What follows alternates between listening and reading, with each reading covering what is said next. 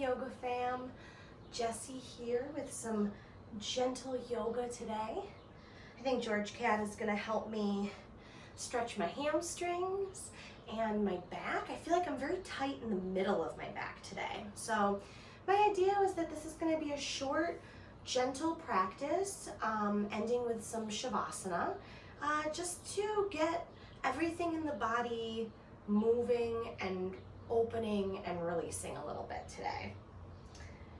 We are going to work up into downward facing dog as a peak pose. So we're not just going to jump right into it. If down dog is not something that you practice normally, I'm going to show a couple of options on how to get some of the benefits of that pose without needing to hurt your wrists, without needing to be able to hold it for a very long time, and hopefully it'll feel nice in your body, as I am expecting it to feel pretty nice in my body. If at any time something doesn't feel nice, quote unquote, which I hate using that word, but if something doesn't feel like hurt so good, sensation rich, if it actually hurts or if it's really not happening for you, trust that this is your own practice, and that the point isn't to do exactly what I'm doing, but to connect with your body as it is. So just remember that. I know it's hard sometimes, especially when we're like this virtually. So that being said, we're gonna need either a strap or a scarf or a belt today. We're also gonna need a blanket or a towel, and then a couple of pillows or a bolster or something that you can use to support your body like that. We're gonna start on a rolled blanket. So what you're gonna do is roll your blanket up, and it kind of depends on, do you have, George, excuse me, I know, buddy. If you have like a towel or or if your blanket's a little short, you might have to play around with how you roll your prop. But we're gonna take our blanket or our towel and roll it up and put it vertical down your mat, so the long way. George, buddy. I kind of know what I'm looking for today, so I'm gonna get my bolster, my pillow, right under my knees. Feel free to grab yours or a second towel if that's better. You can also put your legs up on something, that might feel good. And then to come into this, I prefer it with my butt on the floor. I know some people like to sit on the blanket. That feels actually really icky in my body, but you can explore that. I like the blanket to come right up to my low back so that the blanket comes into the curve, the lumbar curve of my low back as I lie down on the blanket. Oh yeah. And it's totally normal to have to wiggle and shift a little bit to get yourself where you want to be with this. If, like me, you have extra blanket behind your head, feel free to tuck it and make a little pillow here for your body, or your head. Sure, your body. You can do whatever you want with your legs. You don't have to have them straight out in front of you. They can be bent on the floor or in another position. Same for your arms. Your arms can be wherever, however you need.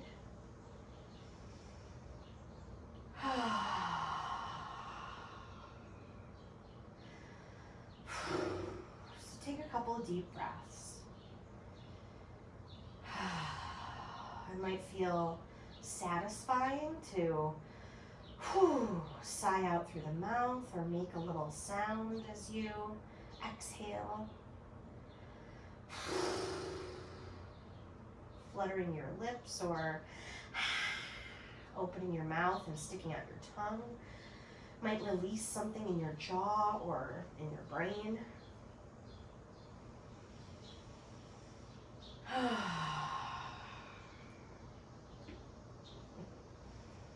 And with your blanket going down along your spine, notice where the blanket is touching.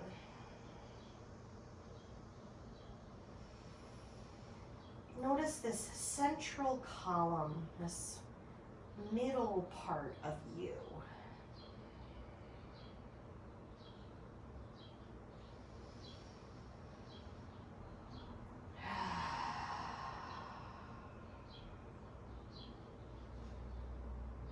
You might notice your breath as you fill up with air, presses into the blanket. And as you exhale, maybe you notice how your body moves around or over the blanket, how you kind of take up space in between things.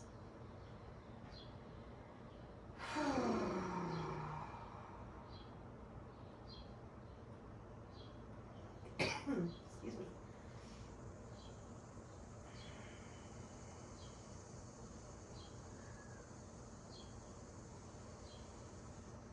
And the sensation that we can start to notice here that I think is helpful anywhere in our practice is that of things coming in towards center and then moving back out from the middle to the edges. In yoga, there's a Sanskrit word, spanda. And spanda is pulsation of energy. It's energy coming in towards center and then radiating back out to the edges.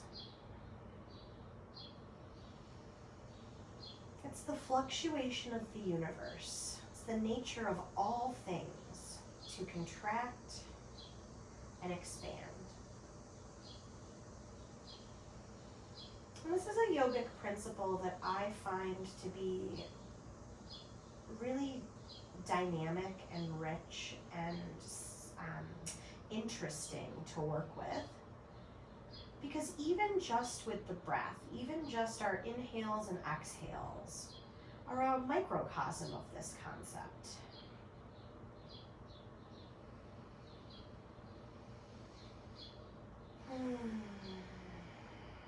The intuitive, natural counterpart to inhale is exhale. When we breathe out, the logical, sort of, not even logical, just intrinsic, intuitive answer to that is more breath. And so in our bodies, on the yoga mat, in our lives out in the world, the more we can tune in to our own pulsation, our own spanda, the better equipped we are to ride the wave of the external. To not feel like we're constantly crashing into the things around us, but instead moving with this rhythmic, almost like, I want to say magical, even though that's not exactly the word I'm looking for, but there really is some magic in learning to adjust and showing up where we are, and then moving in the direction that we are naturally moving in, but with awareness, with intention, with some clarity. And so give yourself just a few more rounds of this expansive and then contracting breath.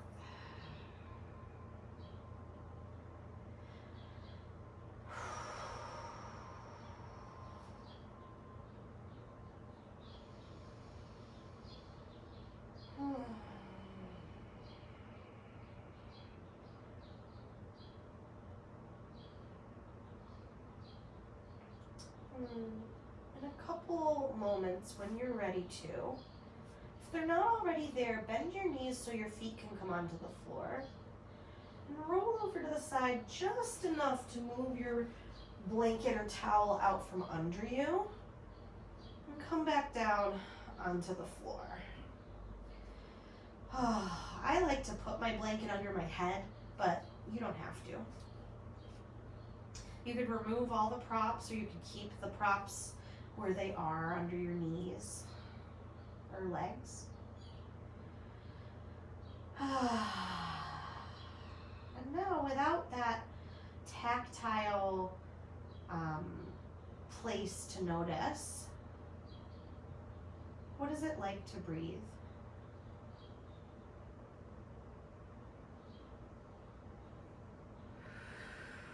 What is it like to move out towards the edges and then come back into the center?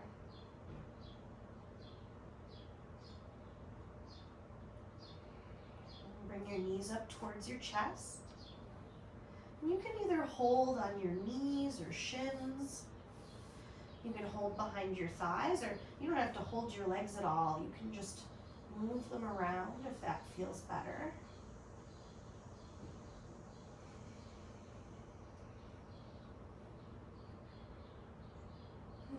Drop both legs over to one side, just for a couple of breaths here. Don't worry about them getting to the ground. Don't worry about making it perfect. But notice, where is there now more contraction? And can you offer a little expansion, a little softening?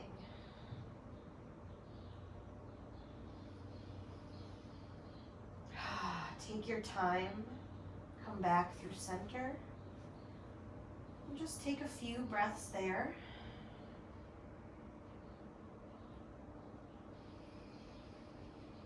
As you're ready, over to the second side.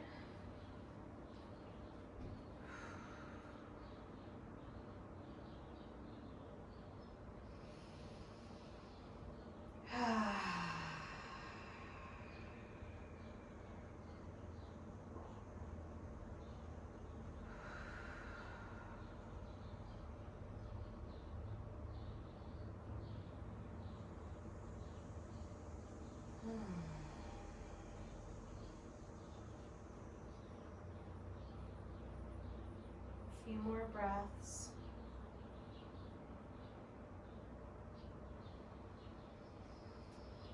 And then find your way back through the middle. Bring your feet onto the floor, knees bent. Cross your right ankle over your left knee. Ooh, you might have heard my hip pop. That's great. Without picking up your left foot, move a little side to side here. So, gentle rocking of your hips. You're gonna just see what's here. In this shape, we want to get more external rotation of the top leg. So that means your knee and the back of your thigh moving away from your face. And one of the ways you can accomplish more of that is by pressing into your top ankle on your bottom thigh. You might want to bring your knees into your chest. I'm not gonna in my own body today, but help yourself. I'm just focusing on getting this openness in the front of my hips. When you bring your knees in, it closes that joint and angle, so you just have to work more to get the opening. I'm not trying to work more today. We're just gonna switch when we're ready, so take your time. If you did bring your knees into your chest, help yourself to any amount of extra time or space that you need. Hi, Lenny. Yeah. I'm making a video. I'm stretching my hips. What do you think?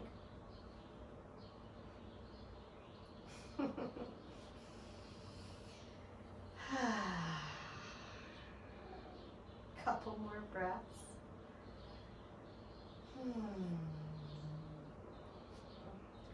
And then release. Grab your strap or you can use your towel for this too, actually. Your strap or your scarf or your belt. And we're gonna bring both feet up on the strap. You're gonna widen your feet side to side. So I've got the strap at the ball of my foot. And then bend your knees deep towards your armpits. Pull the strap on your feet and then press the feet up on the strap. So this is a happy baby variation with the strap. And I'm a big fan of then shifting a little bit side to side to get some inner thigh stretch. Excuse me. Bend your knees a little deeper maybe. You could walk your hands up the strap. That's like a way to get a little more intensity if you're looking for it. And then re-extend your legs. Keep your right foot on the strap, and your left leg can come bent or straight down on the floor. I still have my bolster underneath my thigh. That feels really nice in my body, so feel free to have a prop under that leg or move it out of the way if it feels in the way. And when we get into this hamstring stretch, so your hamstrings are the muscles on the back of your thigh, your big femur bone. Something to remember is that straightening our legs doesn't stretch them. If it did, our legs would be stretched just by like walking and standing. We want to get some engagement in these muscles to stretch them. So I like to bend my knee and use that same kind of activation we just had in that happy baby pose to press up as I root down. Oh, if your leg shakes, you're finding something. So we don't want to hyperextend the knee. We want to keep a little bend behind your kneecap so that you can get more stretch in the middle of the muscle and protect the joints. You may want to make some circles with your leg bone and your hip socket. You might even start to walk your hands up. So like we did in happy baby pose, you can get into this shape without just slamming into the edges. And so come back to your breath. Think about spanda, how there's a pulsation here even as we stretch our hamstrings. There's like a charging up, there's a contraction, there's hugging in, and then there's expansion. There's moving out from that energy to the edges, but then it comes back. It's not just a one-time thing. But even the way we interact with our muscular system is a pulsation. Bring both ends of the strap into your right hand, or the same hand that has your leg, and open up to the side just until you feel your upper inner thigh. Fair warning, I have very flexible bits, so my leg opens pretty far. Your leg might only open an inch or two, but if you're feeling sensation along that inner seam line of your leg, you're getting it. You know, I just have to go far to feel it. That's actually more work for me, so. Try to keep pressing down through the other leg. So if you rolled to the side, that's your clever body trying to help, but it's not going to get a deeper stretch. So find that place where you're at the edge, but you're not slamming into it. And just a couple breaths.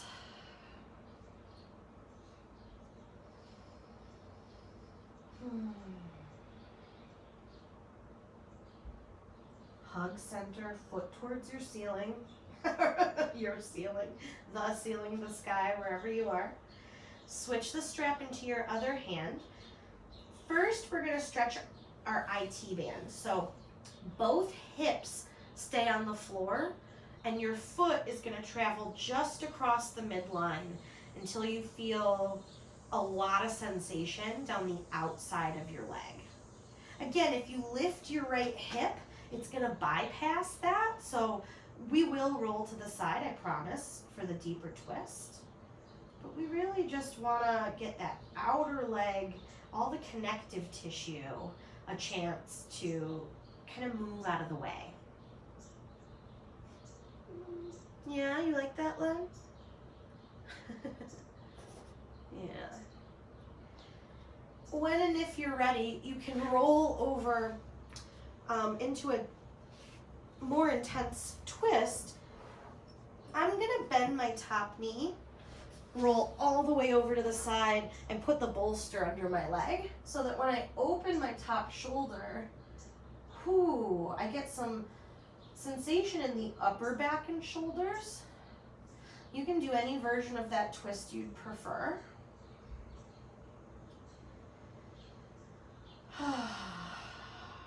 See if with every shape we come into, if you can find more awareness. So not even worrying about the details, not even worrying about what's there, but trusting that this is almost like we're tuning an instrument or calibrating to, I don't want to call us a machine, but, we're giving ourselves like time to just get back to that center place. That very middle of us.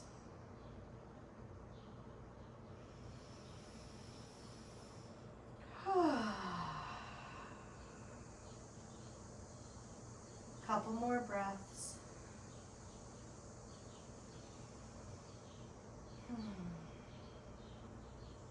And then unwind. Come back through the middle. Take a moment or two to be in a neutral position. So legs long or knees bent, but both sides of the body doing the same thing. Just notice. What happens now?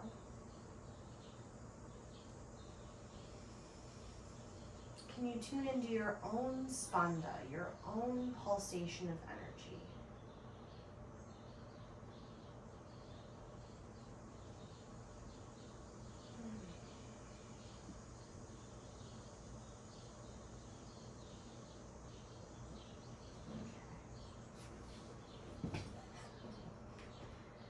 So grab your strap again. We're going to come into another happy baby with the strap. So, again, just exploring what this is like in your body, how much space you want between your feet side to side. If your tailbone is lifting, try to press it forward, even if it means your knees don't bend as much. That'll actually help your outer hips get more stretch and traction. Maybe there's movement here. Maybe you found a still place to pause.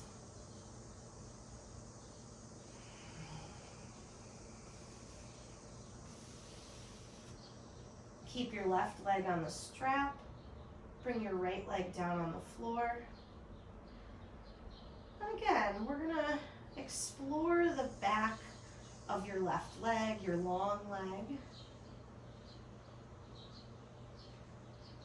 Sometimes I like to bend and straighten the knee a couple of times, but with engagement. So not just the joint, but seeing if my muscles can do this. Oh yeah, that made my leg shake. That's good. That means that the muscle is not sure if it is supposed to contract or expand. And spoiler alert, the answer is both. That's always the answer. The answer is always both. In yoga, I like to say the answer is always it depends and both. So wherever you are this morning, see if you can yes and yourself almost. So instead of being like, no, not like that, I'm not sure, like, be like, yes, it's like this, and fill in the blank, whatever, the and is from where you are. We're coming into our inner thigh stretch, so no rush if you're still exploring sort of the middle of your leg. We're coming into this open to the side place, and it's going to be different than the first side. So try not to get stuck in the idea that we should be expanding and contracting at like a consistent rate, the fluctuation of energy changes. You know, if you think about like strings on a guitar, the different thickness of strings vibrate at different rates. Your body's like that, you know? If you think about your legs as two different strings on the instrument, they're gonna have a different, sometimes even a different everything. So take your time to come back through the middle. We'll do that outer leg stretch first, so both hips stay firmly planted on the floor, and just the foot travels across like your spine, like the middle of your body.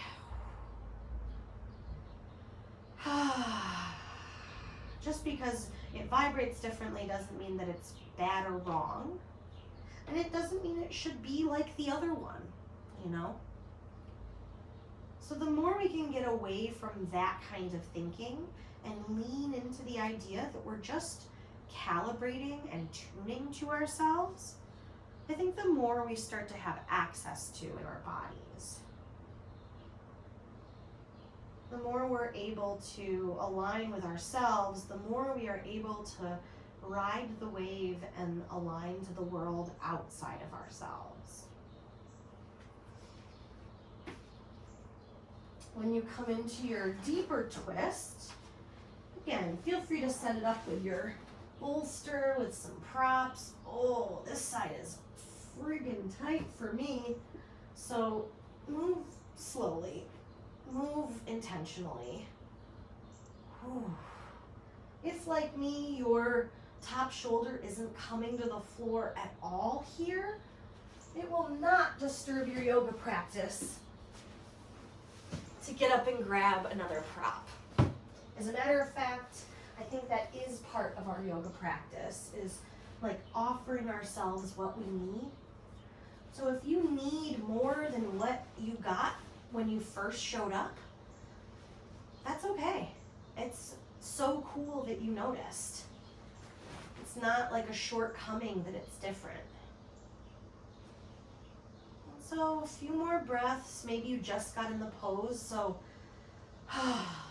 don't worry about, you know, getting out of there quick or needing it to be a certain way. Just find your breath.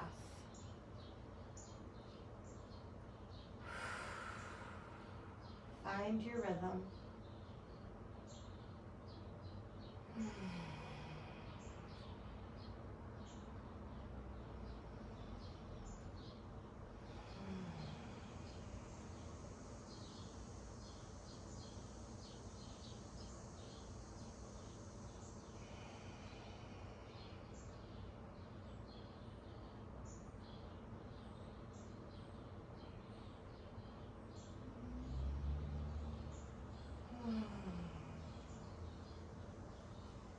As you're ready, roll onto your back.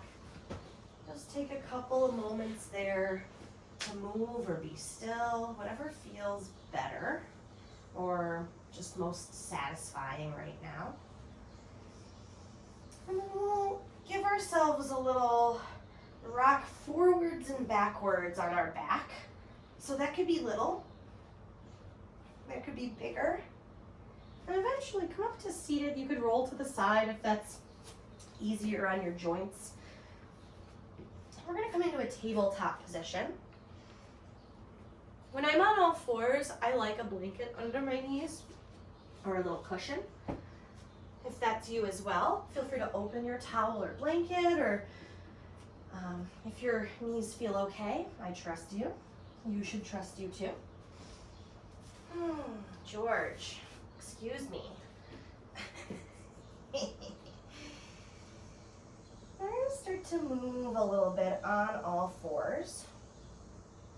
Maybe that's shifting side to side or making little circles with your wrists and shoulders. And then round your back towards the ceiling. Tuck your chin, let your head get heavy.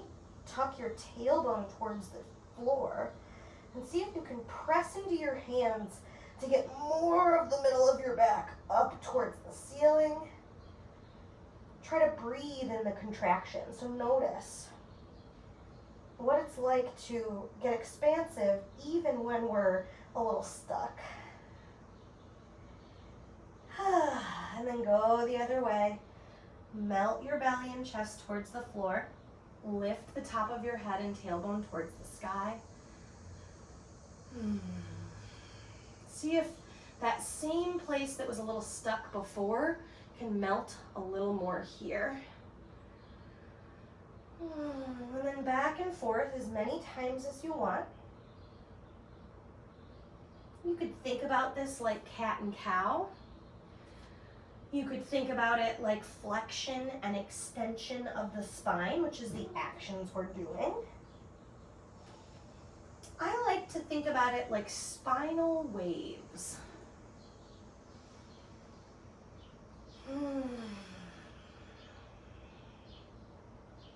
It's not really anything that has a set beginning and end point.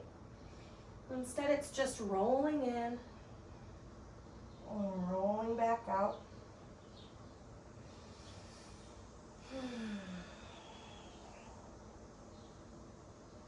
And come back through middle. Flatten your feet. Sit back on your heels. If that's super uncomfortable for you, feel free to sit any way you want or put something under your butt. I'm going to roll out our wrists a little bit here. So one thing I like to do with my wrists is write the alphabet with them. That's a great way to get all of the different points of articulation in your wrist without like doing the same sort of habitual things we always do with them. So that's something you can explore, not just right now, but anytime your wrists feel like they need some support. Another thing I like to do for my wrists and forearms is flick my fingers, like I'm getting water off my hands. Like I wanted to like splash water in someone else's face.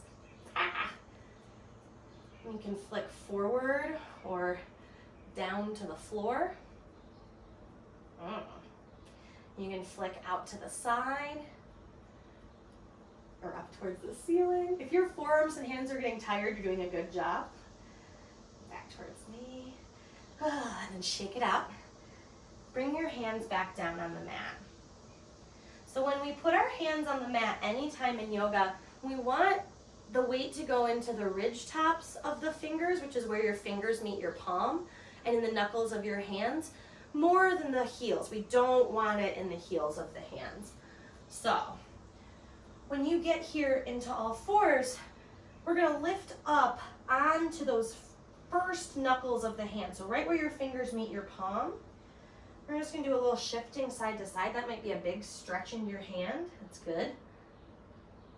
And then draw your thumbs towards one another to place the hand back down.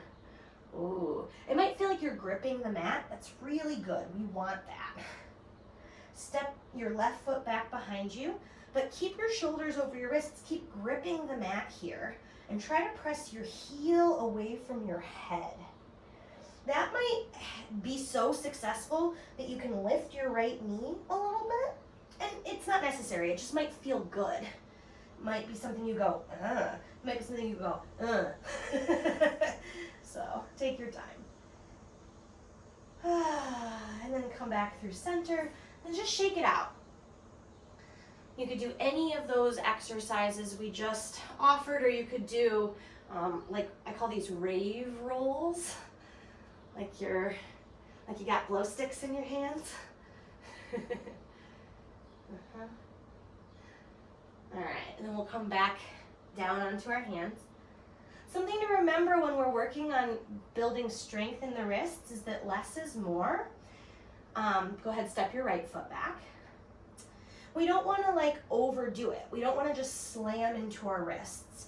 We want them to build foundational strength over time. We want longevity, right? We want to be able to do this stuff as long as we want to and not like burn out because we thought we were just supposed to like push through something instead of tuning into our own pulsation and spanda. So go ahead, one more time, shake the wrists out a little bit. Okay. From here, we're gonna bring our knees wider apart side to side, hips on the heels. So this might be something that you want props for. We're coming into child's pose. And I'll show you, without props, I'm gonna try to keep my hips on my heels, and then I'm gonna walk my hands out as far as they go while I'm still low in the hips. So your hips are gonna wanna come forward. Try to, instead of letting the hips come forward, maybe not walk the arms as far out. So that might mean you want a pillow or a bolster under your chest and belly. Oh, that's nice. You might also want the pillow or bolster or a block under your hips and butt, just to lessen the distance there. It's all good. We do want our forehead to rest on something. So one option would be stacking your palms or making little fists so that your head can rest on your hands. You can also grab a block or a blanket if that's better for you.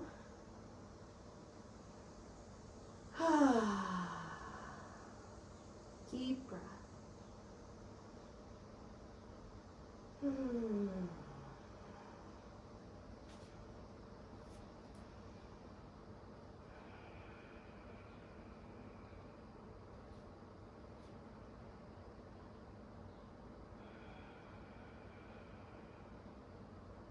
And from there, walk your hands over towards one side of your mat. I picked the left, but you could go either way. Notice how there's more contraction now on one side of your body, and see if you can breathe more expansion into that place. And then walk it back through center, over to the other side.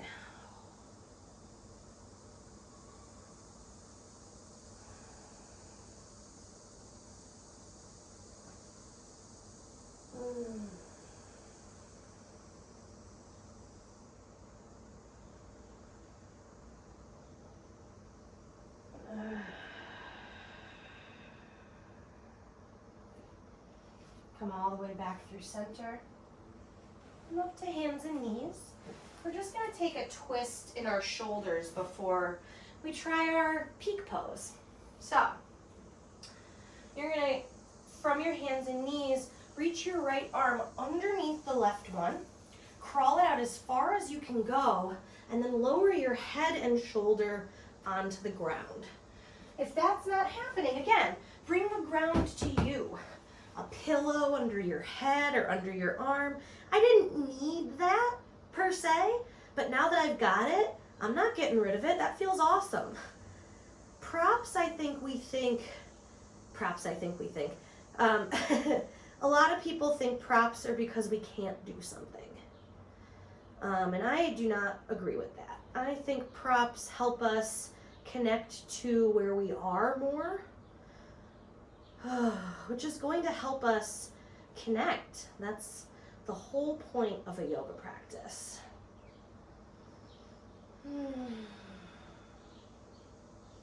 You can do whatever you want with the top arm. I went with bent elbow to hug the shoulder blades together, but you could also crawl your top arm forward.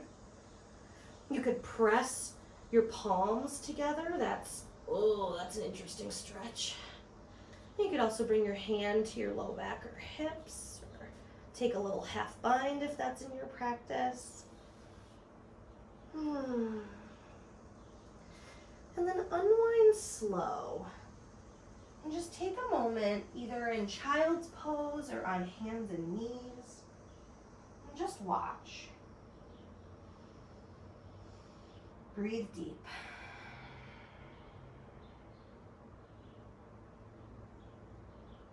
And when you feel that first side totally unwind and you're back at center, then go the other direction.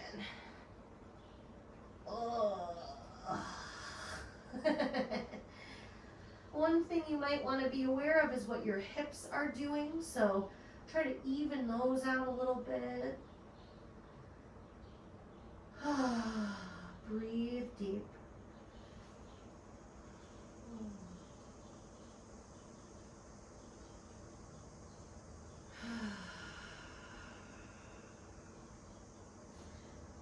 You don't have to do the same variation you did on the first side if that's not, what's showing up right now. So feel free to adjust or explore.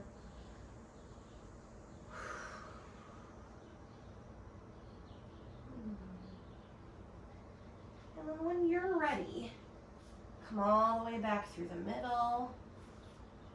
Again, cat and cow or child's pose.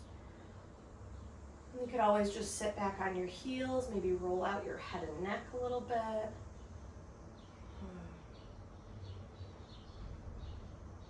All right, so downward facing dog. The point of down dog, Adho Mukha Svanasana, is to get spinal traction and length while we stretch our hamstrings. It's also an inversion, which means that your hips and heart are higher than your head, or that your hips are higher than your heart. And there's a lot of benefits that come from being upside down, so to speak, that you can get without needing to be in a handstand or a headstand, or to be literally upside down. You can get all of those same benefits of down dog with your knees on the floor in what we call puppy pose. So we're going to start there today. When I come into puppy pose, the first thing I do is ground the hands. Like we talked about, we want those hands to be the foundation. We want them to be gripping in the fingers and knuckles so that there's less weight in the wrists. From there, I'm going to walk my knees back and then maybe my hands forward, actually, because of where I am on my mat. And I'm going to try to keep my hips over my knees, armpits stay lifted, so I don't just want to collapse here. And then I'm going to let my head go with my ears along my arms and press the ground away to try to lengthen your spine. Hug your upper arms towards one another. Draw your low belly up towards your back. And then come on back up. Kind of just walk yourself in. So puppy pose is great anytime. It's hard, right? Your muscles are working, your core is working, your arms are strong. So I wouldn't say it's easier. It's just less demanding on the wrists and in the backs of the legs. So from there, move this. When we come into downward facing dog, know that puppy pose is a great option when your wrists get tired. To come into down dog, I like to step just like we did in that hamstring stretch, 1 foot back at a time, and then lift hips in the air, knees soften, press the floor away. So you might have immediately gotten heavy in the wrists. Think about scrunching the mat up with your fingers, and then with your knees bent, reach your hips away from your hands. Think puppy pose. Try to keep your head in line with your ears in line with your upper arm bones, and try not to just collapse in the shoulders. From there, option to extend your heels back towards the floor. They don't have to go to the floor. Again, remember what we did in the beginning of class. We don't want to hyperextend the knees. It's not going to stretch the legs. Shake out your head. Maybe move things a little bit here. And then come back down, hands and knees. Whew. Nice work, friends. I'm going to show you one more down dog variation and let you do either puppy pose, another down dog, or this version with a chair or a couch or a surface. So you're going to have to come up to stand for this, but a way I love to do down dog, and I think is great for folks, is you come up to a chair or a couch, and you put your hands on it like you would on the floor, And then you walk your feet back. I'm gonna like push this thing, that's okay. You have to make sure it's something you're not gonna push. Oh, and then I'm pushing it away. I'm bending my knees, I'm pedaling out through the feet. And you might notice that in all three of these places, my spine gets long. That's what we're going for. Oh, to come out, you just walk your feet back in. Nice job, friends. Come all the way down onto your back. We're gonna rest. So get yourself comfortable. If there's any last movements you want to take, maybe a happy baby pose, maybe a twist, please do. George has the bolster I want, so I guess I'm just going to use this pillow. George wants Shavasana too.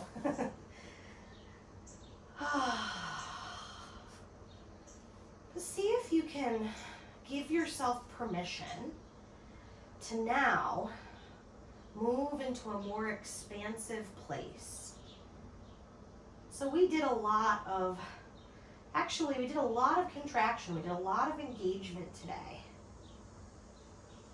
And something we've learned about spanda is that expansion is the natural counterpart to contraction. And so your body, your brain, your heart knows what to do here. And if it doesn't, that's normal. Like if your brain is like, I don't know what to do here, that's actually very, very on point. And so we can kind of just laugh at our brains and be like, yeah, you think you don't know what to do. It's because you're always trying to do something. And just remind yourself that now is not the time to do. In this moment, here on the floor, for a few minutes, now is just the time to be.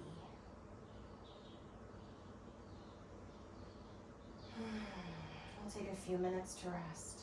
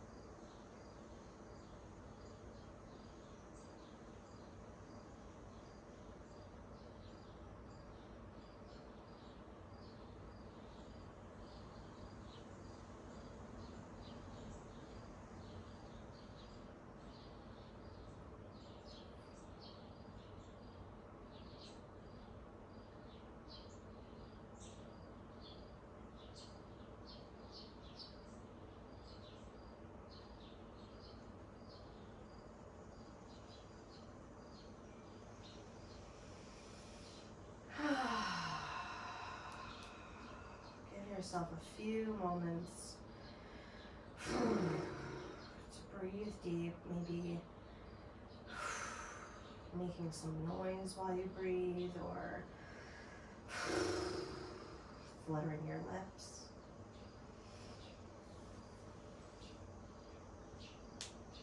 Offer yourself any movements you want, so stretching out or hugging in.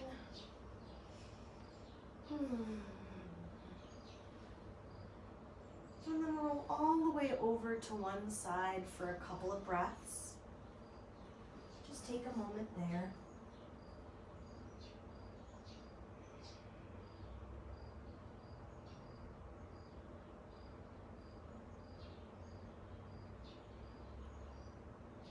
And then use your hands to press up. And find an easy seated position. If you want, you can end class with your hands over your heart or on your lap or out to the side, whatever you want.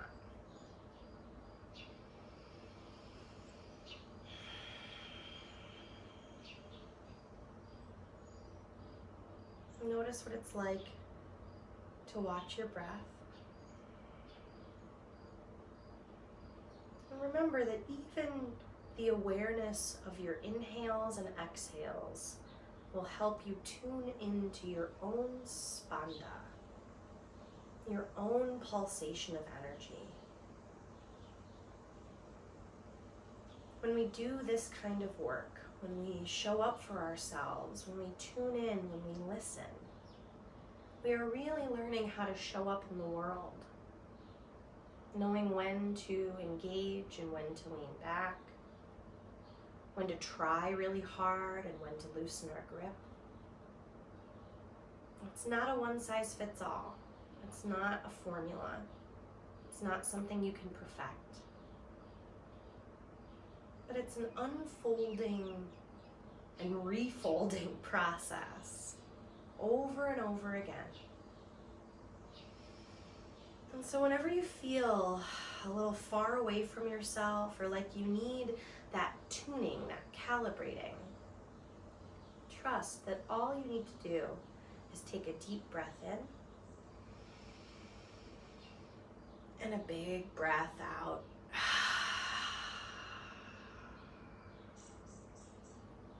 And thank you so much for sharing your practice today. Hail yourselves, yogis, and have an awesome